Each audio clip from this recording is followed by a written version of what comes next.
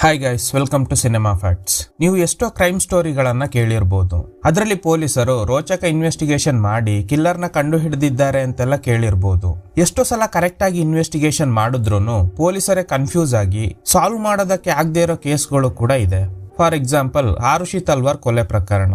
ಇವತ್ತು ನಾನು ನಿಮ್ಗೆ ಹೇಳ್ತಿರೋ ಮೂವಿ ಕಥೆಯಲ್ಲಿ ಕೂಡ ಹಲವು ಟ್ವಿಸ್ಟ್ ಹಾಗೂ ಟರ್ನ್ಸ್ ಇದೆ. ಅಂದ ಹಾಗೆ ಮೂವಿ ಹೆಸರು ಜಾನೆ ಜಾನ್. ರೀಸೆಂಟ್ಲಿ ರಿಲೀಸ್ ಆಗಿದ್ದ ಹಿಂದಿ ಮಿಸ್ಟ್ರಿ ಥ್ರಿಲ್ಲರ್ ಚಿತ್ರ. ಮೂವಿ ಸ್ಟಾರ್ಟಿಂಗ್ ನಲ್ಲಿ ಚಿತ್ರದ ಹೀರೋಯಿನ್ ಮಾಯಾ ಅವರನ್ನ ತೋರಿಸ್ತಾರೆ. ಇದು ಅವರ ಮಗಳು ತಾರಾ. ಇವರ ರೂಮ್ ಪಕ್ಕದಲ್ಲೇ ನರೈನ್ ಎಂಬ ಮ್ಯಾಥ್ಸ್ ಟೀಚರ್ ಇದ್ದಾರೆ. ಇವರು ಮಾಯಾ ಹಾಗೂ ತಾರಾ ಹೋಗ್ತಿರೋದನ್ನ ಕದ್ದು ನೋಡ್ತಾ ಇದ್ದಾರೆ. ಮಾಯಾ ಒಂದು ಸಣ್ಣ ಹೋಟೆಲ್ ನಡೆಸ್ತಾ ಇದ್ದಾಳೆ. ನರೈನ್ ಡೈಲಿ ಇವರು ಹೋಟೆಲ್ಗೆ ಎಗ್ ಫ್ರೈಡ್ ರೈಸ್ ತರೋದಕ್ಕೆ ಹೋಗ್ತಾರೆ. ಅದಕ್ಕೆ ಇಲ್ಲಿ ಕೆಲಸ ಮಾಡುವ ಲೇಬರ್ ಮಾಯಾಗೆ ಹೇಳ್ತಾರೆ, ನರೈನ್ ಡೈಲಿ ಬರೋದು ಬರೀ ಫುಡ್ ತಗೊಂಡೋಗೋದಕ್ಕೆ ಅಲ್ಲ, ನಿನ್ನ ನೋಡೋದಕ್ಕೋಸ್ಕರನೇ ಬರ್ತಾ ಇರ್ತಾರೆ ಅಂತ. ನಿನ್ನೆ ನೀನು ರಜೆ ತಗೊಂಡಿದ್ದೆ, ಅದರಿಂದ ಅವರು ಕೂಡ ಬಂದಿಲ್ಲ.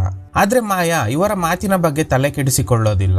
ಅವರು ನಮ್ಮ ನೇಬರ್ ಅಲ್ವಾ, ಅದಕ್ಕೆ ಬೇರೆ ಹೋಟೆಲ್ಗೆ ಹೋಗದೆ ಇಲ್ಲಿಗೆ ಡೈಲಿ ಬರ್ತಾ ಇದ್ದಾರೆ. ನೀವು ಸುಮ್ನೆ ಇಮ್ಯಾಜಿನೇಷನ್ ಮಾಡ್ಕೋಬೇಡಿ ಅಂತ.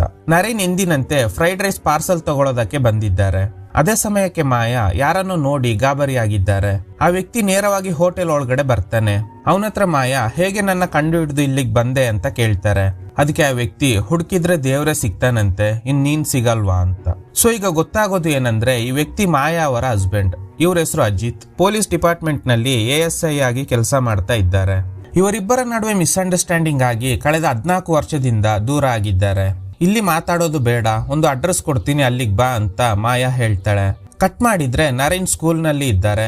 ಇವರು ತುಂಬಾ ಬ್ರಿಲಿಯಂಟ್ ಮ್ಯಾಥ್ಸ್ ಟೀಚರ್. ಯಾವುದೇ ಪ್ರಾಬ್ಲಮ್ ಇದ್ರೂನು ಸಾಲ್ವ್ ಮಾಡ್ತಾರೆ. ಮಕ್ಕಳ ಜೊತೆ ಕಾಯಿನ್ ಮ್ಯಾಜಿಕ್ ಗೇಮ್ ಎಲ್ಲ ಆಡ್ತಾ ಸ್ಟೂಡೆಂಟ್ಸ್ ಜೊತೆ ಕ್ಲೋಸ್ ಆಗಿ ಇದ್ದಾರೆ. ಕಟ್ ಮಾಡಿದ್ರೆ ಕರಣ್ ಎಂಬ ಪೊಲೀಸ್ ಆಫೀಸರ್ನ ತೋರಿಸ್ತಾರೆ.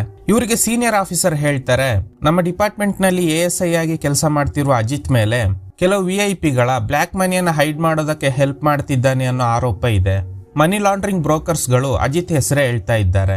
ಸೊ ಆದಷ್ಟು ಬೇಗ ಅಜಿತ್ ನ ಅರೆಸ್ಟ್ ಮಾಡಿ ಕರ್ಕೊಂಡು ಬನ್ನಿ ಅಂತ. ಅಜಿತ್ ರೆಗ್ಯುಲರ್ ಆಗಿ ವಿಸಿಟ್ ಮಾಡುವ ಪ್ಲೇಸ್ ಗಳಿಗೆ ಹೋಗಿ ಎಂಕ್ವೈರಿ ಮಾಡಿದಾಗ ಅಜಿತ್ಗೆ ಕ್ಯಾಲಿಂಪೋಂಗ್ ನಲ್ಲಿ ಲಾಟ್ರಿ ಹೊಡೆದಿದ್ಯಂತೆ. ಅದಕ್ಕೆ ಕ್ಯಾಲಿಂಪೋಂಗ್ಗೆ ಹೋಗಿದ್ದಾನೆ ಅನ್ನೋ ವಿಷಯ ಗೊತ್ತಾಗುತ್ತೆ. ಕಟ್ ಮಾಡಿದ್ರೆ ಮಾಯಾ ಅಜಿತ್ ನ ಮೀಟ್ ಆಗಿದ್ದಾಳೆ. ಇದೇ ಅಜಿತ್ ನ ಮೇಲೆ ಮನಿ ಲಾಂಡ್ರಿಂಗ್ ಆರೋಪ ಇರೋದ್ರಿಂದ ಕರಣ್ ಇವನ್ನ ಹುಡುಕ್ತಾ ಇದ್ದಾರೆ. ಮಾಯಾ ಹಾಗೂ ಅಜಿತ್ ನ ಮಾತಿನಿಂದ ಗೊತ್ತಾಗೋದು ಏನಂದ್ರೆ ಅಜಿತ್ ಮಾಯಾಗೆ ಅಬ್ಯೂಸ್ ಮಾಡಿದ್ರಿಂದಾನೆ ಮಾಯಾ ಇವನ್ನ ಬಿಟ್ಟು ದೂರ ಬಂದಿದ್ರು. ನಮ್ಮ ಮಗಳು ತಾರಾ ಒಂದಲ್ಲ ಒಂದು ದಿನ ಬಿಗ್ ಸ್ಟಾರ್ ಆಗ್ತಾಳೆ. ನನ್ಗೆ ಬಂದ ಪರಿಸ್ಥಿತಿ ತಾರಾಗೆ ಬರೋದು ಬೇಡ, ನೀನು ನಮ್ಮನ್ನ ಹುಡ್ಕೊಂಡು ಬರ್ಬೇಡ ಅಂತ ವಾರ್ನ್ ಮಾಡ್ತಾಳೆ. ಅಜಿತ್ ಕಣ್ಣು ತಾರಾ ಮೇಲೆ ಬಿದ್ದಿರೋದ್ರಿಂದ ಮಾಯಾ ತಾರಾನ ಕರ್ಕೊಂಡು ಮನೆಗೆ ಬರ್ತಾರೆ. ಮನೆಗೆ ಬಂದ ಸ್ವಲ್ಪ ಸಮಯದಲ್ಲೇ ಯಾರೋ ಡೋರ್ ನಾಕ್ ಮಾಡ್ತಾರೆ. ಡೋರ್ ಓಪನ್ ಮಾಡಿದಾಗ ಬಂದಿರೋದು ಬೇರೆ ಯಾರು ಅಲ್ಲ, ಅದು ಅಜಿತ್. ಮಾಯಾಗೆ ಕನ್ಫರ್ಮ್ ಆಗುತ್ತೆ ಅಜಿತ್ ನಮ್ಮನ್ನ ಬಿಡೋದಿಲ್ಲ ಅಂತ. ನಿನ್ಗೆ ದುಡ್ಡೇ ಮುಖ್ಯ ಅಲ್ವಾ, ಆದ್ರೆ ಈಗ ನನ್ನ ಹತ್ರ ದುಡ್ಡಿಲ್ಲ. ಮಾಯಾ ಏನೋ ವಿಷಯನ ತನ್ನ ಮಗಳು ತಾರಾಯಿಂದ ಹೈಡ್ ಮಾಡ್ತಾ ಇದ್ದಾರೆ ಅನ್ಸುತ್ತೆ. ಅದಕ್ಕೆ ಅವಳು ರೂಮ್ಗೆ ಬಂದಾಗ ರೂಮ್ ಒಳಗಡೆ ಹೋಗು ಅಂತ ಬೈತಾ ಇದ್ದಾರೆ. ಎಷ್ಟೇ ಹೇಳಿದ್ರೂನು ಅಜಿತ್ ಕೇಳ್ತಾನೆ ಇಲ್ಲ. ತಾರಾ ಹಾಗೂ ನೀನು ನನ್ ಜೊತೆ ಬರ್ಬೇಕು, ನಾವೆಲ್ಲ ಒಟ್ಟಿಗೆ ಇರೋಣ ಅಂತ.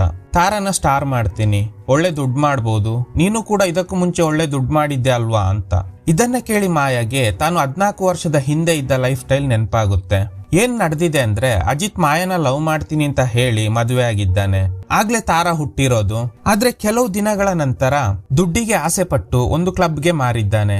ಅಲ್ಲಿ ಮಾಯಾ ಆಲ್ಮೋಸ್ಟ್ ಕಾಲ್ ಗರ್ಲ್ಸ್ ತರನೇ ಕೆಲಸ ಮಾಡ್ಬೇಕಾಗಿರುತ್ತೆ. ಈಗ ತಾರಾನ ಕೂಡ ಅದೇ ದಂಧೆಗೆ ತಳ್ಳೋದಕ್ಕೆ ಟ್ರೈ ಮಾಡ್ತಾ ಇದ್ದಾನೆ. ಇದ್ರಿಂದ ಇಬ್ಬರ ನಡುವೆ ಆರ್ಗ್ಯುಮೆಂಟ್ ನಡೀತಾ ಇದೆ. ಇದನ್ನೆಲ್ಲ ಅಬ್ಸರ್ವ್ ಮಾಡ್ತಿದ್ದ ತಾರಾಗೆ ಕೋಪ ಬರುತ್ತೆ.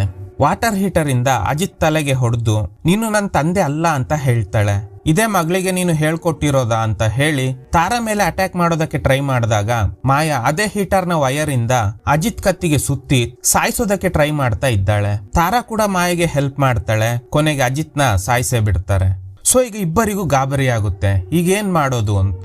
ಹೊರಗಡೆ ಯಾರು ಇಲ್ದೇ ಇರೋ ಟೈಮ್ ನೋಡ್ಕೊಂಡು ಬಾಡಿನ ಹೊರಗಡೆ ತಗೊಂಡೋಗಿ ಸುಟ್ಟಾಕ್ಬೇಕು ಅಂತ ಪ್ಲಾನ್ ಮಾಡ್ತಾ ಇದ್ದಾರೆ. ಅದಕ್ಕೆ ಹೊರಗಡೆ ಬರುವಾಗ ಅಲ್ಲಿಗೆ ನರೈನ್ ಬರ್ತಾರೆ. ಗಾಬರಿಯಾಗಿರೋ ಮಾಯನ ನೋಡಿ ನರೈನ್ಗೆ ಡೌಟ್ ಬರುತ್ತೆ. ಯಾಕೆ, ಏನಾಯ್ತು, ಗಾಬರಿಯಾಗಿದ್ದೀರಾ ಅಂತ ಕೇಳಿದಾಗ ಏನೂ ಇಲ್ಲ, ಮನೆ ಒಳಗಡೆ ಒಂದು ಕಾಕ್ರೋಚ್ ಬಂದಿದ್ರಿಂದ ಭಯ ಆಗ್ತಿತ್ತು, ಅದನ್ನ ಸಾಯಿಸೋದಕ್ಕೆ ಟ್ರೈ ಮಾಡ್ತಿದ್ದೆ ಅಂತ. ಹೌದಾ, ಕಾಕ್ರೋಚ್ ನ ಸಾಯಿಸ್ಬಿಟ್ರಾ? ಹೌದು. ಓಕೆ, ಗುಡ್ ನೈಟ್ ಅಂತ ಹೇಳಿ ಡೋರ್ ಲಾಕ್ ಮಾಡ್ತಾಳೆ. ಈಗ ಮಾಯಾಗಿ ತುಂಬಾ ಭಯ ಆಗ್ತಿದೆ. ನಮ್ಗೆ ಬೇರೆ ಆಪ್ಷನ್ ಇಲ್ಲ, ಪೊಲೀಸ್ಗೆ ಇನ್ಫಾರ್ಮ್ ಮಾಡೋಣ, ನಾನೇ ಅಲ್ವಾ ಅಜಿತ್ ನ ಸಾಯಿಸಿದ್ದು ಅಂತ. ಆಗ ತಾರಾ, ಇಲ್ಲ, ನಾನೇ ಫಸ್ಟ್ ಅವ್ರಿಗೆ ಹೀಟರ್ ಇಂದ ಹೊಡೆದೆ. ನೋಡು ತಾರಾ, ಯಾವುದೇ ಕಾರಣಕ್ಕೂ ನೀನು ಅಜಿತ್ ತಲೆಗೆ ಹೊಡೆದಿರೋದನ್ನ ಯಾರಿಗೂ ಹೇಳ್ಬೇಡ. ಯಾರೇ ಏನೇ ಕೇಳಿದ್ರೂನು ನನ್ಗೆ ಏನು ಗೊತ್ತಿಲ್ಲ ಅಂತಾನೆ ಹೇಳ್ಬೇಕು. ನೀನೇನಾದ್ರೂ ಇನ್ವಾಲ್ವ್ ಆಗಿರೋ ವಿಷಯ ಪೊಲೀಸರಿಗೆ ಗೊತ್ತಾದ್ರೆ ನಿನ್ ಜೀವನ ಹಾಳಾಗುತ್ತೆ ಅಂತ. ಅಷ್ಟರಲ್ಲಿ ಯಾರು ಡೋರ್ ನಾಕ್ ಮಾಡ್ತಾರೆ. ಯಾರು ಅಂತ ಕೇಳಿದಾಗ ನಾನೇ ನರೈನ್, ಈಗ ಏನ್ ಮಾಡ್ತೀರಾ ಅಂತ. ಇವರಿಗೆ ಶಾಕ್ ಆಗುತ್ತೆ. ಡೆಡ್ ಬಾಡಿನ ಹೈಡ್ ಮಾಡೋದು ಈಸಿ ಅಲ್ಲ, ನಾನು ನಿಮ್ಗೆ ಹೆಲ್ಪ್ ಮಾಡ್ತೀನಿ ಅಂತ. ತಾರಾನ ರೂಮ್ಗೆ ಹೋಗೋದಕ್ಕೆ ಹೇಳಿ ಡೋರ್ ಓಪನ್ ಮಾಡ್ತಾರೆ. ಈಗ ನರೈನ್ ಇವರಿಗೆ ಈ ವಿಷಯ ಹೇಗ್ ಗೊತ್ತಾಯ್ತು ಅನ್ನೋದನ್ನ ಹೇಳೋದಕ್ಕೆ ಶುರು ಮಾಡ್ತಾರೆ. ಬೆಳಗ್ಗೆ ನಿಮ್ಮ ಹೋಟೆಲ್ಗೆ ನಾನು ಬಂದಾಗ ನೀವು ಇದೇ ವ್ಯಕ್ತಿನ ನೋಡಿ ತುಂಬಾ ಭಯ ಪಡ್ತಾ ಇದ್ರಿ. ಸ್ವಲ್ಪ ಸಮಯದ ಹಿಂದೆ ನೀವು ಗಾಬರಿಯಾಗಿ ಕಾಕ್ರೋಚ್ ನ ಸಾಯಿಸೋದಕ್ಕೆ ಟ್ರೈ ಮಾಡ್ತಿದ್ದೀನಿ ಅಂತ ಹೇಳುವಾಗ್ಲೇ ನನ್ಗೆ ಗೊತ್ತಾಯ್ತು ಸಮಥಿಂಗ್ ಈಸ್ ರಾಂಗ್ ಅಂತ. ಬೆಳಗ್ಗೆ ಆ ವ್ಯಕ್ತಿ ಸಿಗರೇಟ್ ಸೇದ್ಕೊಂಡು ನಿಮ್ಮ ಹೋಟೆಲ್ ಒಳಗಡೆ ಬರ್ತಾ ಇದ್ದ. ಅದೇ ಸಿಗರೇಟ್ ನ ಸ್ಮೆಲ್ ಹಾಗೂ ಸೇಮ್ ಬ್ರ್ಯಾಂಡ್ ನ ಸಿಗರೇಟ್ ಬಡ್ಸ್ ನಿಮ್ಮ ಡೋರ್ ಹತ್ರ ಕೂಡ ಇತ್ತು. ನೀವು ಡೋರ್ ಲಾಕ್ ಮಾಡುವಾಗ ಆ ವ್ಯಕ್ತಿಯ ಕಾಲನ್ನ ನೋಡಿದೆ. ಸರಿ, ಆ ವ್ಯಕ್ತಿ ಯಾರು? ಇವರು ನನ್ನ ಹಸ್ಬೆಂಡ್. ಇವನಿಂದ ತಪ್ಸ್ಕೊಂಡು ಇಲ್ಲಿ ಬಂದು 14 ವರ್ಷ ಆರಾಮಾಗಿ ಇದ್ವಿ. ಈಗ ಹೇಗೋ ಕಂಡು ಹಿಡಿದು ಬಂದ್ಬಿಟ್ಟ. ನನ್ನ ಮಗಳ ಮೇಲೆ ಅಟ್ಯಾಕ್ ಮಾಡೋದಕ್ಕೆ ಟ್ರೈ ಮಾಡಿದಾಗ ನಮ್ಗೆ ಬೇರೆ ಆಪ್ಷನ್ ಇರ್ಲಿಲ್ಲ. ಹೀಗೆಲ್ಲ ನಡೆದೋಯ್ತು. ನಾನು ಪೊಲೀಸರಿಗೆ ಸರೆಂಡರ್ ಆಗ್ತೀನಿ ಅಂತ. ಅಷ್ಟರಲ್ಲಿ ತಾರಾ ರೂಮಿಂದ ಹೊರಗಡೆ ಬಂದು, ನೀವು ಜೈಲಿಗೆ ಹೋದ್ರೆ ನಾನು ಕೂಡ ನಿಮ್ ಜೊತೆ ಬರ್ತೀನಿ ಅಂತ ಹೇಳಿ ಅಳ್ತಾ ಇದ್ದಾಳೆ. ಆಗ ನರೈನ್, ಪೊಲೀಸರು ಇದನ್ನೆಲ್ಲ ಹೇಗೆ ಇನ್ವೆಸ್ಟಿಗೇಷನ್ ಮಾಡ್ತಾರೆ ಅನ್ನೋದೇ ಮುಖ್ಯ. ಇವರ ಕತ್ತಿನಲ್ಲಿ ವಯರ್ ಇಂದ ಸುತ್ತಿರೋ ಮಾರ್ಕ್ ಇದೆ. ನಿಮ್ಮ ಮಗಳು ಕೂಡ ನಿಮ್ಗೆ ಹೆಲ್ಪ್ ಮಾಡಿದ್ದಾಳೆ ಅನ್ಸುತ್ತೆ. ಅದಕ್ಕೆ ಅವಳ ಉಗುರಿನಿಂದ ಸ್ಕ್ರಾಚ್ ಮಾಡಿರೋ ಮಾರ್ಕ್ಸ್ ಇದೆ. ಇವಳು ಈ ಕೇಸ್ನಲ್ಲಿ ತಾರಾ ಹೆಸರು ಬರಬಾರ್ದು ಅಂತ ನಾನೇ ಸ್ಕ್ರಾಚ್ ಮಾಡಿದ್ದು ಅಂತ ಹೇಳ್ತಾಳೆ. ಹಾಗಾದ್ರೆ ನಿಮ್ಗೆ 4 ಕೈ ಬೇಕು ಇದನ್ನೆಲ್ಲ ಮಾಡೋದಕ್ಕೆ. ನೀವೇ ಅವರ ಕತ್ತನ್ನ ಹಿಸುಕಿ ನಂತರ ಅವರ ಕೈಗಳಿಗೆ ಕೂಡ ಸ್ಕ್ರಾಚ್ ಮಾಡೋದಕ್ಕೆ ಹೇಗೆ ಸಾಧ್ಯ? ಪೊಲೀಸರ ಮುಂದೆ ನೀವು ಹೀಗೆ ಹೇಳಿಕೆ ಕೊಟ್ರೆ ಅವರು ಈಸಿಯಾಗಿ ಕಂಡು ಹಿಡಿತಾರೆ ಈ ಕ್ರೈಮ್ ನಲ್ಲಿ ನಿಮ್ಮ ಮಗಳು ಕೂಡ ಭಾಗಿಯಾಗಿದ್ದಾಳೆ ಅಂತ. ಒಂದು ವೇಳೆ ಪೊಲೀಸರಿಗೆ ಇನ್ಫಾರ್ಮ್ ಮಾಡಿಲ್ಲ ಅಂದ್ರೆ, ನೀವಿಬ್ರು ಈ ಕೇಸಿಂದ ತಪ್ಸ್ಕೋಬೇಕಂದ್ರೆ ಪೊಲೀಸ್ಗೆ ಇನ್ಫಾರ್ಮ್ ಮಾಡದೇ ಇರೋದೇ ಒಳ್ಳೇದು. ಹೇಗೆ ಪೊಲೀಸರಿಗೆ ಹೇಳ್ದೆ ಬಾಡಿನ ಹೈಡ್ ಮಾಡೋದು? ಫಸ್ಟ್ ಮನೇನ ಪೂರ್ತಿ ಕ್ಲೀನ್ ಮಾಡಿ, ಹೊರಗಡೆ ಇರೋ ಸಿಗರೇಟ್ ಬಡ್ಸ್ ವರೆಗೂ ಯಾವುದೇ ಎವಿಡೆನ್ಸ್ ಗಳನ್ನ ಬಿಡಬೇಡಿ. ಕ್ಲಿಯರ್ ಆಗಿ ಕ್ಲೀನ್ ಮಾಡಿ. ಯಾವ ವೈರ್ ಇಂದ ಇವರ ಕತ್ತಿಗೆ ಸುತ್ತಿದ್ರಿ? Heater wire. Coil heater? ಹೌದು. ಆ ಹೀಟರ್ ನಲ್ಲಿ ನಿಮ್ಮ ಫಿಂಗರ್ ಪ್ರಿಂಟ್ಸ್ ಇದೆ. ಅದನ್ನ ನಾನೇ ಕ್ಲೀನ್ ಮಾಡ್ತೀನಿ. ಅಜಿತ್ ನ ಪಾಕೆಟ್ ನಲ್ಲಿ ಅವನು ಹೋಟೆಲ್ ಹ್ಯಾಲಿಸ್ ವಿಲ್ಲಾದಲ್ಲಿ ಸ್ಟೇ ಆಗಿದ್ದ ರಿಸಿಪ್ಟ್ ಸಿಗುತ್ತೆ. 2 ದಿನಗಳ ಹಿಂದೆ ಚೆಕ್ ಇನ್ ಮಾಡಿ 3 ದಿನಗಳಿಗೆ ಅಡ್ವಾನ್ಸ್ ಪೇಮೆಂಟ್ ಮಾಡಿದ್ದಾನೆ. ಸೊ ಹಾಗಾದ್ರೆ ನಮ್ಗೆ ಇನ್ನೂ 1 ದಿನ ಟೈಮ್ ಇದೆ. ಅಜಿತ್ ASI ಆಗಿರೋದ್ರಿಂದ ಖಂಡಿತ ಪೊಲೀಸರು ಇವನ್ನ ಸರ್ಚ್ ಮಾಡ್ಕೊಂಡು ಇಲ್ಲಿಗೆ ಬಂದೇ ಬರ್ತಾರೆ. ಕೆಲವು ಮ್ಯಾಥ್ಸ್ ಫಾರ್ಮುಲಾ ಎಲ್ಲ ಹಾಕಿ ಸೊಲ್ಯೂಷನ್ ಹುಡುಕ್ತಾ ಇದ್ದಾರೆ. ಬಾಡಿನೇ ಇಲ್ಲ ಅಂದ್ರೆ ಪೊಲೀಸರು ನಿಮ್ಮನ್ನ ಅರೆಸ್ಟ್ ಮಾಡೋದಕ್ಕೆ ಆಗಲ್ಲ. ಅದು ಹೇಗ್ ಸಾಧ್ಯ? ಅದೇ ನಾನು ಥಿಂಕ್ ಮಾಡ್ತಾ ಇದ್ದೀನಿ. ಈಗ ನಾರಾಯಣ್ ಫಸ್ಟ್ ಅಜಿತ್ ಹಾಕಿರೋ ಬಟ್ಟೆಯನ್ನ ರಿಮೂವ್ ಮಾಡ್ತಾರೆ. ಯಾಕಂದ್ರೆ ಈ ಬಟ್ಟೆಯಿಂದ ಕೂಡ ಸಿಕ್ಕಾಕೊಳ್ಳೋ ಸಾಧ್ಯತೆ ಇದೆ. ನೀವು ಹೋಗಿ ತಾರಾಗೆ ಮನೆ ಕ್ಲೀನ್ ಮಾಡೋದಕ್ಕೆ ಹೆಲ್ಪ್ ಮಾಡಿ, ನಾನ್ ನೋಡ್ಕೊಳ್ತೀನಿ. ನಿಮ್ಮಿಬ್ಬರ ವಿರುದ್ಧ ಕೆಲವು ಎವಿಡೆನ್ಸ್ ಗಳನ್ನ ರೆಡಿ ಮಾಡ್ಬೇಕು. ಅದಕ್ಕೆ ಮಾಯಾ ಹೇಳ್ತಾಳೆ, ಎಲ್ಲಾ ಎವಿಡೆನ್ಸ್ ಗಳು ನನ್ನ ವಿರುದ್ಧವಾಗಿನೇ ಇದೆ ಅಲ್ವಾ, ಅದೇ ಎವಿಡೆನ್ಸ್ ಗಳು ನಿಮ್ಗೆ ಸಪೋರ್ಟ್ ಮಾಡೋ ತರ ರೆಡಿ ಮಾಡ್ಬೇಕು ಅಂತ. ಕಟ್ ಮಾಡಿದ್ರೆ ನೆಕ್ಸ್ಟ್ ಡೇ ಎಂದಿನಂತೆ ಮಾಯಾ ಹೋಟೆಲ್ ನಲ್ಲಿ ಇದ್ದಾಳೆ. ನಾರಾಯಣ್ ಹೋಟೆಲ್ಗೆ ಬಂದಿದ್ದಾರೆ. ಕರಣ್ ಅಜಿತ್ ನ ಹುಡ್ಕೊಂಡು ಕ್ಯಾಲಿಂಪೋಂಗ್ಗೆ ಬಂದಿದ್ದಾನೆ. ಇಲ್ಲಿನ ಲೋಕಲ್ ಪೊಲೀಸ್ ಸ್ಟೇಷನ್ಗೆ ಹೋಗಿ, ಅಜಿತ್, ಈ ವ್ಯಕ್ತಿಯ ಫೈನಲ್ ಫೋನ್ ಲೊಕೇಶನ್ ಈ ಊರಿನಲ್ಲೇ ಸಿಕ್ಕಿದೆ. ಅವ್ನ ನಂಬರ್ ನ ಟ್ರ್ಯಾಕ್ ಮಾಡೋದಕ್ಕೆ ಟ್ರೈ ಮಾಡಿದ್ರೆ ಅವನು ಪದೇ ಪದೇ ನಂಬರ್ ಚೇಂಜ್ ಮಾಡ್ತಾ ಇದ್ದಾನೆ. ಅದಕ್ಕೆ ಈ ಆಫೀಸರ್ ಹೇಳ್ತಾರೆ, ಕ್ಯಾಲಿಂಪೋಂಗ್ ದೊಡ್ಡ ಏರಿಯಾ ಏನು ಅಲ್ಲ, ನಿಮ್ಗೆ ಆದಷ್ಟು ಬೇಗ ಅಜಿತ್ ಸಿಗ್ತಾನೆ. ಸುಂದರ್ ಅನ್ನೋ ಇನ್ಸ್ಪೆಕ್ಟರ್ಗೆ ಕರಣ್ಗೆ ಹೆಲ್ಪ್ ಮಾಡೋದಕ್ಕೆ ಹೇಳ್ತಾರೆ. ಅಜಿತ್ ಫೋಟೋನ ಆ ಏರಿಯಾದಲ್ಲಿ ಇರುವ ಹೋಟೆಲ್ ಗಳಿಗೆ ಕಳಿಸ್ತಾರೆ. ನರೈನ್ ಮನೆಗೆ ಬಂದಾಗ ಮಾಯಾ ಹೇಳ್ತಾರೆ, ನನ್ಗೆ ತುಂಬಾ ಭಯ ಆಗ್ತಿದೆ ಅಂತ. ನಾನು ಹೇಳ್ದಂಗೆ ಮಾಡಿದ್ದೀರಾ ತಾನೆ, ಭಯ ಪಡೋ ಅವಶ್ಯಕತೆ ಇಲ್ಲ. ಅಜಿತ್ ಫೋನ್ ಇಂದ ಒಂದು ಕಾಲ್ ಇದೇ ಏರಿಯಾದಿಂದ ಬಂದಿದೆ.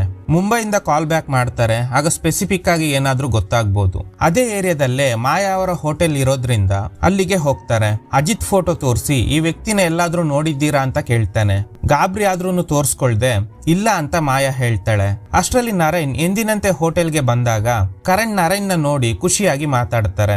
ಯಾಕಂದ್ರೆ ಇವರಿಬ್ರು ಕ್ಲಾಸ್ಮೇಟ್ಸ್. ಇಲ್ಲಿ ಏನ್ ಮಾಡ್ತಿದ್ಯಾ ಅಂತ ಕೇಳಿದಾಗ ಒಬ್ಬ ವ್ಯಕ್ತಿನ ಹುಡ್ಕೊಂಡು ಬಂದಿದ್ದೀನಿ. ಅಷ್ಟರಲ್ಲಿ ಕರಣ್ಗೆ ಕಾಲ್ ಬಂದಿದ್ರಿಂದ ಅರ್ಜೆಂಟ್ ಕೆಲಸ ಇದೆ, ಮತ್ತೆ ಸಿಗ್ತೀನಿ ಅಂತ ಹೇಳಿ ಅಲ್ಲಿಂದ ಹೋಗ್ತಾರೆ.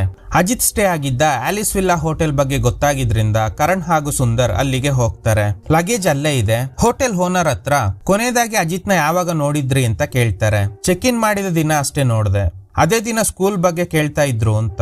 ಹಾಗಾದ್ರೆ ನಾವು ಈಗ ಅಷ್ಟೇ ಜಸ್ಟ್ ಕ್ರಾಸ್ ಮಾಡಿದಾಗ ಕಮಲೋದಯ ಅನ್ನೋ ಸ್ಕೂಲ್ ಇತ್ತು ಅಲ್ವಾ, ಮೇ ಬಿ ಅದೇ ಸ್ಕೂಲ್ ಅನ್ಸುತ್ತೆ. ಆಗ ಹೋಟೆಲ್ ಓನರ್ ಎಸ್ ಸರ್ ಅದೇ ಸ್ಕೂಲ್ ಬಗ್ಗೆನೆ ಕೇಳ್ತಾ ಇದ್ರು. ಆ ಸ್ಕೂಲ್ ಹತ್ರ ಹೋಗಿ ಏನಾದ್ರೂ ಲೀಡ್ ಸಿಗುತ್ತಾ ಅಂತ ವೇಟ್ ಮಾಡ್ತಾ ಇದ್ದಾರೆ. ಅಜಿತ್ಗೆ ಖಂಡಿತ ಈ ಸ್ಕೂಲ್ ಜೊತೆ ಏನೋ ಕನೆಕ್ಷನ್ ಇದೆ. ಆಗ ಅದೇ ಸ್ಕೂಲ್ ನಲ್ಲಿ ತಾರಾ ಜೊತೆ ಮಾಯಾ ಇರೋದನ್ನ ಅಬ್ಸರ್ವ್ ಮಾಡ್ತಾರೆ. ಆಗ ಕರಣ್ಗೆ ಒಂದು ವಿಷಯ ಸ್ಟ್ರೈಕ್ ಆಗುತ್ತೆ. ಆ ದಿನ ಅಜಿತ್ ಫೋನ್ ಇಂದ ಒಂದು ಕಾಲ್ ಮಾಯಾ ಅವರ ಹೋಟೆಲ್ ಇರೋ ಏರಿಯಾ ಇಂದಾನೆ ಬಂದಿರುತ್ತೆ. ಆದ್ರೆ ಅಜಿತ್ ನ ಫೋಟೋ ತೋರಿಸಿ ಈ ವ್ಯಕ್ತಿನ ನೋಡಿದ್ರ ಅಂತ ಕೇಳಿದಾಗ ನೋಡಿಲ್ಲ ಅಂತ ಮಾಯಾ ಹೇಳಿದ್ರು. ಸೊ ಇವರಿಗೆ ಮಾಯಾ ಮೇಲೆ ಡೌಟ್ ಬಂದು ತಾರಾ ಹಾಗೂ ಮಾಯಾ ಬಗ್ಗೆ ಡೀಟೇಲ್ಸ್ ಚೆಕ್ ಮಾಡೋದಕ್ಕೆ ಹೇಳ್ತಾರೆ. ಇದನ್ನೆಲ್ಲ ನರೈನ್ ಅಬ್ಸರ್ವ್ ಮಾಡ್ತಾ ಇದ್ದಾರೆ. ಮಾಯಾಗೆ ಸೆಲ್ ಫೋನ್ ಇಂದ ಕಾಲ್ ಮಾಡಿದ್ರೆ ಟ್ರೇಸ್ ಔಟ್ ಮಾಡೋ ಸಾಧ್ಯತೆ ಇದೆ. ಅದರಿಂದ ಕಾಯಿನ್ ಬಾಕ್ಸ್ ಇಂದ ಕಾಲ್ ಮಾಡಿ ಹೇಳ್ತಾರೆ ಕರಣ್ ನಿಮ್ಮನ್ನ ಫಾಲೋ ಮಾಡೋದಕ್ಕೆ ಶುರು ಮಾಡಿದ್ದಾನೆ. ಕಾಲೇಜ್ ಡೇಸ್ ಇಂದ ಕರಣ್ ತುಂಬಾನೇ ಶಾರ್ಪ್. ಕ್ಯಾಲಿಂಪೋಂಗ್ ನಲ್ಲಿ ಇರುವ ಒಂದೇ ಸಸ್ಪೆಕ್ಟ್ ಅಂದ್ರೆ ಅದು ನೀವೇ. ಸೊ ಕರಣ್ ಖಂಡಿತ ನಿಮ್ನ ಹುಡ್ಕೊಂಡು ನಿಮ್ ಮನೆಗೆ ಬರ್ತಾನೆ. ಅವನು ಕೇಳೋ ಪ್ರಶ್ನೆಗಳಿಗೆ ಮಾತ್ರ ಆನ್ಸರ್ ಮಾಡಿ, ಎಕ್ಸ್ಟ್ರಾ ಏನು ಹೇಳ್ಬೇಡಿ. ಒಂದು ವೇಳೆ ಅಜಿತ್ ಜೀವಂತವಾಗಿ ಇದ್ರೆ ನೀವು ಹೇಗೆ ಇರ್ತಿದ್ರೋ ಕರಣ್ ಬಂದಾಗ ಹಂಗೇನೆ ಇರ್ಬೇಕು. ಯಾವುದೇ ಕಾರಣಕ್ಕೂ ಗಾಬರಿ ಆಗ್ಬೇಡಿ. ಅಂಡ್ ಅಜಿತ್ ಬಾಡಿ ಅವ್ರಿಗೆ ಸಿಗೋದೇ ಇಲ್ಲ ಅಂತ. ಈ ಕಡೆ ಅಜಿತ್ ಬಾಡಿ ಒಂದು ಕಡೆ ಸಿಕ್ಕಿರೋದಾಗಿ ಮಾಹಿತಿ ಸಿಕ್ಕಿದ್ರಿಂದ ಅಲ್ಲಿಗೆ ಹೋಗ್ತಾರೆ. ಸ್ಪಾಟ್ಗೆ ಹೋಗಿ ನೋಡಿದಾಗ ಬಾಡಿ ಫುಲ್ ಬರ್ನ್ ಆಗಿದೆ. ಅದೇ ಜಾಗದಲ್ಲೇ ಐಡಿ ಸಿಕ್ಕಿದ್ರಿಂದ ಇದು ಅಜಿತ್ ಬಾಡಿನೇ ಆಗಿರ್ಬೋದು ಅಂತ. ಆದ್ರೆ 100% ಕನ್ಫರ್ಮ್ ಆಗಿಲ್ಲ. ಅಲ್ಲೇ ಪಕ್ಕದಲ್ಲಿ ಬ್ಲಡ್ ಟ್ರೇಸಸ್ ಇರುವ ಬಟ್ಟೆ ಸಿಗುತ್ತೆ. ಬಟ್ಟೆ ಪೂರ್ತಿ ಬರ್ನ್ ಆಗಿಲ್ಲ. ಆ ಬ್ಲಡ್ ಟ್ರೇಸಸ್ ಜೊತೆ ಅಜಿತ್ ಹೋಟೆಲ್ ನಲ್ಲಿ ಸ್ಟೇ ಆಗಿರ್ತಾನೆ ಅಲ್ವಾ, ಅವನು ಯೂಸ್ ಮಾಡಿದ್ದ ಬಾಚಣಿಗೆಯಲ್ಲಿ ಸಿಕ್ಕಿದ್ದ ಹೇರ್ ಜೊತೆ ಚೆಕ್ ಮಾಡಿದಾಗ ಆ DNA 100% ಮ್ಯಾಚ್ ಆಗುತ್ತೆ. ಸೊ ಇದು ಅಜಿತ್ ಬಾಡಿನೇ ಅಂತ ಆಟೋಪ್ಸಿ ಡಾಕ್ಟರ್ ಹೇಳ್ತಾರೆ. 99% ಬಾಡಿ ಸುಟ್ಟೋಗಿದೆ. ಮುಖದ ಭಾಗದಲ್ಲಿ ತುಂಬಾ ಹಾರ್ಡ್ ಆಗಿ ಹೊಡೆದಿರೋದ್ರಿಂದ ಮುಖ ಶೇಪ್ ಔಟ್ ಆಗಿದೆ. ತಲೆಯ ಹಿಂಭಾಗದಲ್ಲಿ ದೊಡ್ಡ ಗಾಯ ಇದೆ. ಫಿಂಗರ್ಸ್ ಕಂಪ್ಲೀಟ್ಲಿ ಬರ್ನ್ ಆಗಿದೆ. ನನ್ಗೆ ಅನ್ಸುತ್ತೆ ಈ ವ್ಯಕ್ತಿ ಮೇಲೆ ಅಟ್ಯಾಕ್ ಮಾಡಿರೋ ಸ್ಟ್ರೇಂಜರ್ ಈ ಬಾಡಿನ ಐಡೆಂಟಿಫೈ ಮಾಡಬಾರ್ದು ಅಂತ ಡಿಸೈಡ್ ಮಾಡಿದ್ದ ಅನ್ಸುತ್ತೆ. ಇದು ಅಜಿತ್ ನ ಡೆಡ್ ಬಾಡಿನೇ ಅಂತ ಹೇಳೋದಕ್ಕೆ ಇರೋ ಒಂದೇ ಎವಿಡೆನ್ಸ್ ಅಂದ್ರೆ ಅದು DNA. ನೀವು ಸಬ್ಮಿಟ್ ಮಾಡಿರೋ ಬ್ಲಡ್ ಟ್ರೇಸಸ್ ಜೊತೆ ಆ ಬಾಚಣಿಗೆಯಲ್ಲಿ ಸಿಕ್ಕಿದ್ದ ಹೇರ್ ಸ್ಯಾಂಪಲ್ಸ್ ನ ಕಂಪೇರ್ ಮಾಡಿದಾಗ ಮ್ಯಾಚ್ ಆಗಿದೆ. 10ನೇ ತಾರೀಕಿನಲ್ಲಿ ಅಜಿತ್ ನ ಡೆತ್ ಆಗಿದೆ. ಅರೌಂಡ್ 7 PM ರಾತ್ರಿ. ಮಾಯಾ ಹಾಗೂ ತಾರಾ ಬಗ್ಗೆ ಬ್ಯಾಕ್ ಗ್ರೌಂಡ್ ಚೆಕ್ ಮಾಡಿದಾಗ ಫೈನಲಿ ಮಾಯಾ ಅಜಿತ್ ನ ವೈಫ್ ಅನ್ನೋದು ಕನ್ಫರ್ಮ್ ಆಗುತ್ತೆ. ನನ್ನ ಹೆಸರು ಕರಣ್, ಮುಂಬೈ ಪೊಲೀಸ್. ಈ ವ್ಯಕ್ತಿನ ನೋಡಿದ್ದೀರಾ ಅಂತ ಕೇಳಿದಾಗ ಹೌದು, ಹೇಗೆ, ನನ್ನ ಹಸ್ಬೆಂಡ್. ಮತ್ತೆ ಆ ದಿನ ಕೇಳಿದಾಗ ಗೊತ್ತೇ ಇಲ್ಲ ಅಂತ ಹೇಳಿದ್ರಿ. ಇವನಿಂದ ನನ್ನ ಮಗಳಿಗೆ ತೊಂದರೆ ಆಗ್ತಿತ್ತು, ಅದಕ್ಕೆ ಗೊತ್ತಿಲ್ಲ ಅಂತ ಹೇಳ್ದೆ. ಕೊನೆಯದಾಗಿ ಯಾವಾಗ ನೋಡಿದ್ರಿ? ಕೆಲವು ದಿನಗಳ ಹಿಂದೆ ಇಲ್ಲಿಗೆ ಬಂದಿದ್ದ, ಅದೇ ಕೊನೆಯದಾಗಿ ನೋಡಿದ್ದು. ನಮ್ಗೆ ಒಂದು ಡೆಡ್ ಬಾಡಿ ಸಿಕ್ಕಿದೆ. ಬಾಡಿನ ಐಡೆಂಟಿಫೈ ಮಾಡೋದಕ್ಕೋಸ್ಕರ ನೀವು ಸ್ಟೇಷನ್ಗೆ ಬರ್ಬೇಕು. ಮಾಯಾ ನರೇನ್ ಹೇಳಿದ ತರಾನೇ ನಡ್ಕೊಂಡಿದ್ರಿಂದ ಕರಣ್ಗೆ ಮಾಯಾ ಮೇಲೆ ಜಾಸ್ತಿ ಡೌಟ್ ಬಂದಿಲ್ಲ. ಅಜಿತ್ ಡೆಡ್ ಬಾಡಿ ಹತ್ರ ಸಿಕ್ಕಿದ್ದ ಥಿಂಗ್ಸ್ ಗಳನ್ನ ತೋರಿಸಿ ಇದ್ರಲ್ಲಿ ಯಾವ್ದಾದ್ರು ಥಿಂಗ್ಸ್ ನ ರೆಕಗ್ನೈಸ್ ಮಾಡ್ತೀರಾ ಅಂತ ಕೇಳಿದಾಗ ಮಾಯಾ ಗೊತ್ತಿಲ್ಲ ಅಂತ ಹೇಳ್ತಾಳೆ. ನಿಮ್ಗೆ 14 ವರ್ಷದ ಹಿಂದೆ ಅಜಿತ್ ಜೊತೆ ಮದುವೆ ಆಗಿದೆ. ನಿಮ್ಮಿಬ್ಬರಿಗೆ ತಾರಾ ಅನ್ನೋ ಹುಡುಗಿ ಕೂಡ ಇದ್ದಾಳೆ ಅಲ್ವಾ? ಹೌದು. ಅಜಿತ್ ಯಾಕೆ ಕ್ಯಾಲಿಂಪೋಂಗ್ಗೆ ಬಂದ? ನನ್ಗೆ ಗೊತ್ತಿಲ್ಲ. ಮತ್ತೆ ಯಾಕೆ ನಿಮ್ಮನ್ನ ಮೀಟ್ ಆದ? ಅವನಿಗೆ ದುಡ್ಡು ಬೇಕಾಗಿತ್ತು. ಓಕೆ, ಪ್ಯಾರಡೈಸ್ ಇಂದ ನಮ್ಗೆ ನಿಮ್ಮ ಹಳೆ ಫೋಟೋ ಸಿಕ್ತು. ಇದ್ರ ಬಗ್ಗೆ ಹೇಳ್ತೀರಾ? ನಾನು ಅಜಿತ್ ನ ಮೀಟ್ ಆಗುವಾಗ ನಾರ್ಮಲ್ ಹುಡುಗಿಯಾಗಿನೇ ಇದ್ದೆ. ಲವ್ ಮಾಡ್ತೀನಿ ಅಂತ ಹೇಳಿ ಮದ್ವೆ ಮಾಡ್ಕೊಂಡ. ಆಗ್ಲೇ ತಾರಾ ಹುಟ್ಟಿದ್ಲು. ಕೆಲವು ದಿನಗಳ ನಂತರ ಅದೇ ಪ್ಯಾರಡೈಸ್ಗೆ ನನ್ನ ಸೇಲ್ ಮಾಡ್ಬಿಟ್ಟ. ಆಗ್ಲೇ ಬೇರೆ ಆಪ್ಷನ್ ಇಲ್ದೆ ಅಲ್ಲೇ ಕೆಲಸ ಮಾಡ್ತಿದ್ದೆ. ನಿಮ್ಮ ನಿಜವಾದ ಹೆಸರು ಸೋನಿಯಾ ಅಲ್ವಾ? ಹೌದು. ಮತ್ತೆ ಕರಣ್ ಕಣ್ಣಿಗೆ ಬೀಳ್ಬಾರ್ದು ಅಂತ ಹೆಸರು ಚೇಂಜ್ ಮಾಡ್ಕೊಂಡು ಈ ಊರಿಗೆ ಬಂದು ಲೈಫ್ ಲೀಡ್ ಮಾಡ್ತಾ ಇದ್ದೀನಿ. ಬಟ್ ಅಂದ್ರೂ ಹೇಗೋ ಕಂಡು ಹಿಡಿದು ಇಲ್ಲಿವರೆಗೂ ಬಂದ್ಬಿಟ್ಟ. ಸರಿ, ಓಕೆ. 10ನೇ ತಾರೀಕು ಈವ್ನಿಂಗ್ ಎಲ್ಲಿದ್ರಿ? 10ನೇ ತಾರೀಕು ರಾತ್ರಿ ತಾರಾ ಹಾಗೂ ನಾನು ಮೂವಿ ನೋಡೋದಕ್ಕೆ ಹೋಗಿದ್ವಿ. ಎಷ್ಟೊತ್ತಿಗೆ ಮನೆಯಿಂದ ಹೋದ್ರಿ? Around 5:30 to 6 PM. ಯಾವ ಮೂವಿ? ಪೆಟ್ಸ್ 2. ತಾರಾ ಆ ಮೂವಿನ ನೋಡ್ಲೇಬೇಕು ಅಂತ ಹೇಳಿದ್ಲು, ಅದಕ್ಕೆ ಹೋಗಿದ್ವಿ. ಆಮೇಲೆ ಮನೆಗೆ ಬಂದ್ರ? ಇಲ್ಲ, ಕ್ಯಾರಿಯೋಕ್ ಬಾರ್ಗೆ ಹೋಗಿದ್ವಿ. ಎಷ್ಟೊತ್ತಿಗೆ ರಿಟರ್ನ್ ಮನೆಗೆ ಬಂದ್ರಿ? Around 11 PM. ಸರಿ, ಓಕೆ. ಅಲ್ಲಿಂದ ಹೊರಗಡೆ ಬಂದ ಕರಣ್ಗೆ ಮಾಯಾ ಮೇಲೆ ಡೌಟ್ ಶುರು ಆಗುತ್ತೆ. ಸುಂದರ್ಗೆ ಹೇಳ್ತಾರೆ ಮಿಡ್ಲ್ ಆಫ್ ದ ವೀಕ್ ಯಾರಾದ್ರೂ ಹೊರಗಡೆ ಹೋಗ್ತಾರ? ಕಾಮನ್ ಆಗಿ ವೀಕೆಂಡ್ ನಲ್ಲಿ ಹೋಗ್ತಾರೆ. ನೆಕ್ಸ್ಟ್ ಡೇ ತಾರಾಗಿ ಸ್ಕೂಲ್ ಇದೆ. ಅಂದ್ರೂನು ರಾತ್ರಿ 11 ಗಂಟೆವರೆಗೂ ಹೊರಗಡೆ ಇರೋದಂದ್ರೆ ಏನರ್ಥ? ನನ್ಗೆ ಅನ್ಸುತ್ತೆ ಮಾಯಾ ಕತೆ ಕಟ್ತಾ ಇದ್ದಾಳೆ. ಅದೇ ಸಮಯಕ್ಕೆ ನರೇನ್ ಬರ್ತಾನೆ.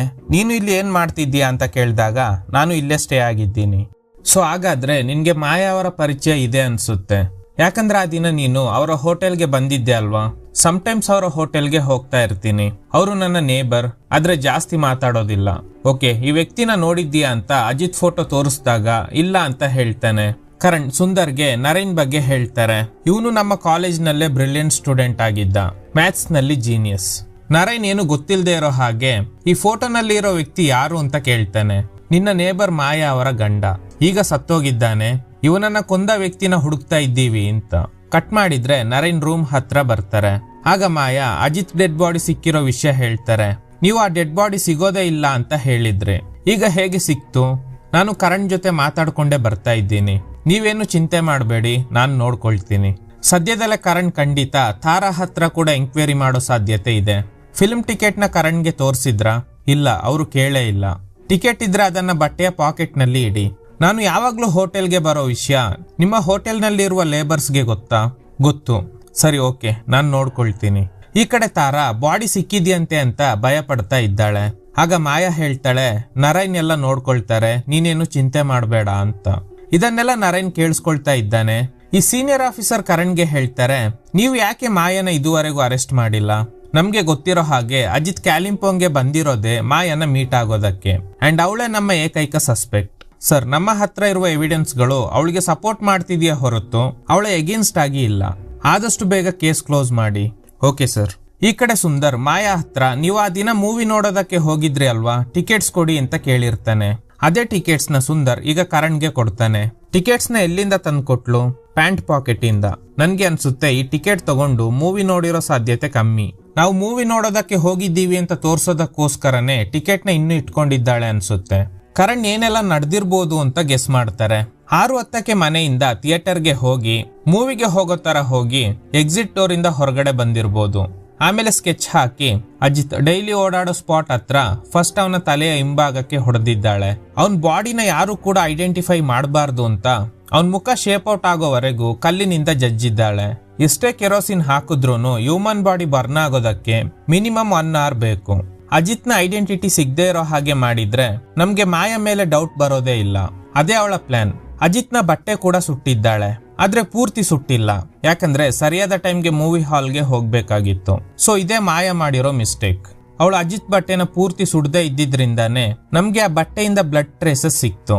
ನಂತರ ಬ್ಲಡ್ ಟ್ರೇಸಸ್ ಜೊತೆ ಹೋಟೆಲ್ ನಲ್ಲಿ ಸಿಕ್ಕಿದ ಏರ್ ಸ್ಯಾಂಪಲ್ಸ್ ನ DNA ಮ್ಯಾಚ್ ಆಯ್ತು.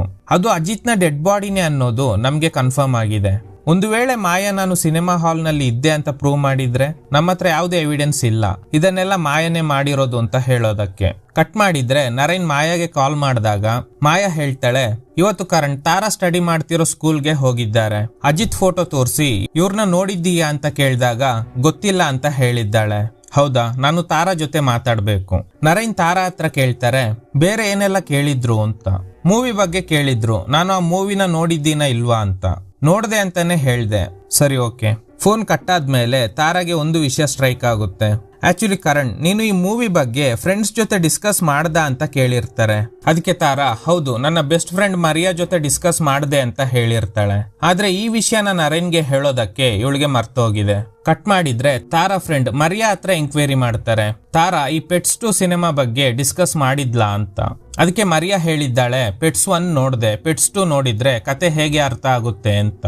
ಸೊ ಈಗ ಕರಣ್ ಹೇಳ್ತಾರೆ, ಪ್ಲಾಟ್ ಅರ್ಥ ಆಗಿಲ್ಲ ಅಂದ್ರೂನು ನಮ್ಗೆ ಅವರು 10ನೇ ತಾರೀಕು ಸಿನಿಮಾ ನೋಡೋದಕ್ಕೆ ಹೋಗಿದ್ದಾರೆ ಅಂತ ತೋರ್ಸೋದಕ್ಕೋಸ್ಕರನೇ ಹೀಗೆ ಮಾಡಿದ್ದಾರೆ. ಕಟ್ ಮಾಡಿದ್ರೆ ಆಟೋಪ್ಸಿ ಡಾಕ್ಟರ್ ಹೇಳ್ತಾರೆ, ಅಜಿತ್ನ ಸುಟ್ಟಾಕೋದಕ್ಕೂ ಮುಂಚೆ ವೈರ್ ಅಂದ್ರೆ ಸಮಥಿಂಗ್ ಲೈಕ್ ಹೀಟರ್ ವೈರ್ ಇಂದ ಅವನ್ ಕತ್ತಿಗೆ ಸುತ್ತಿ ಸ್ಟ್ರಾಂಗಲ್ ಮಾಡಿ ಸಾಯಿಸಿದ್ದಾರೆ, ನಂತರ ಸುಟ್ಟಿದ್ದಾರೆ. ಹೀಟರ್ ರಾಡ್ ಇಂದ ಹೊಡೆದಿದ್ರಿಂದಾನೇ ಅಜಿತ್ನ ತಲೆಯ ಹಿಂಭಾಗದಲ್ಲಿ ದೊಡ್ಡ ಗಾಯ ಆಗಿದೆ ಅಂತ.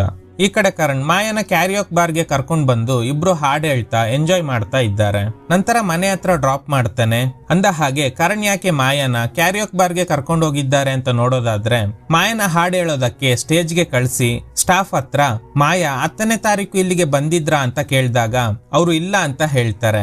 ಆಕ್ಚುಲಿ ಮಾಯಾ 10ನೇ ತಾರೀಕು ನಾನು ಹಾಗೂ ತಾರಾ ಇದೇ ಬಾರ್ಗೆ ಬಂದಿದ್ವಿ ಅಂತ ಹೇಳಿದ್ಲು. ಸೊ ಮಾಯಾ ಸುಳ್ಳು ಹೇಳ್ತಿದ್ದಾಳೆ ಅನ್ನೋದು ಕರಣ್ಗೆ ಕನ್ಫರ್ಮ್ ಆಗಿದೆ. ಕರಣ್ ಮಾಯನ ಬಾರ್ಗೆ ಕರ್ಕೊಂಡೋದ ಗ್ಯಾಪ್ ನಲ್ಲಿ ಸುಂದರ್ ಮಾಯಾ ಮನೆಗೆ ಹೋಗಿ ತಾರಾ ಹತ್ರ ಕೇಳಿ ಹೀಟರ್ನ ತಗೊಂಡ್ ಬಂದಿರ್ತಾರೆ.